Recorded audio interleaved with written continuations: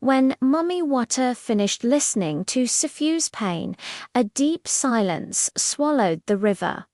The wind died. The moon's reflection trembled on the water's surface.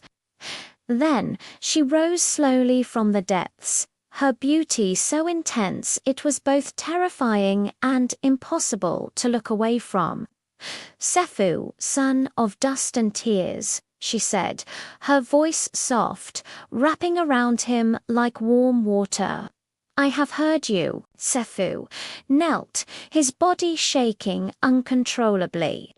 "I ask for nothing but peace," he whispered, his voice barely audible. Mummy Water moved closer, and as she did, the entire river began to glow with an otherworldly light. "Peace is for the dead," she replied, her tone gentle yet firm. "But power is for those who dare." She lifted her hand from the water. In it, a ring materialized, a band of gold, set with a blue stone that seemed cold and alive all at once. She slid it onto Sefu's finger. The moment it touched his skin, a burning sensation shot through his body, making him tremble violently. "This ring carries my favor," she said, her voice dropping to a serious tone. "But hear me well." Her eyes darkened, becoming as deep and mysterious as the river at midnight. "You must never reveal my existence. Not to your friends. Not to the elders. Not even to the woman who will one day share your bed." She leaned closer, her voice weaving around him like a hypnotic spell. "If this secret ever leaves your mouth, the river will take back everything it has given you, and more." Sefu, overwhelmed and in awe, swore an oath by his ancestors and the very earth beneath him. Mummy Water smiled, a slow, knowing smile that seemed to change the very fabric of his being. From that night on, Sefu's life exploded with fortune. Fish practically leaped into his nets. Gold seemed to find its way into his hands from nowhere.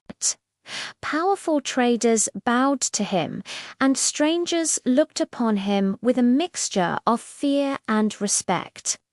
Within weeks, his humble hut was torn down. In its place rose a massive house with high walls, wide gates, and countless rooms. The villagers stared in disbelief, whispering amongst themselves. "He was nothing," they'd say. "Now he is untouchable." But the newfound wealth began to change Sefu. His humility withered and died. He started to mock the poor and insult those who had once helped him. He learned that fear was a more effective tool than kindness.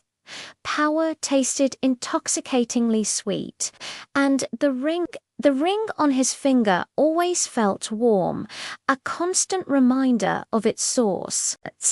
Every night the river would call to him in his dreams, and every night Sefu would answer. But while fortune smiled upon him, something darker was stirring. Jealousy had awakened in the hearts of the villagers, and wickedness had awakened in the soul of Sefu. The blessing was no longer innocent. It was alive, and it had a hunger of its own. Thanks for watching. What do you think Sefu will do next? Let me know in the comments, and don't forget to subscribe for the next part of the story.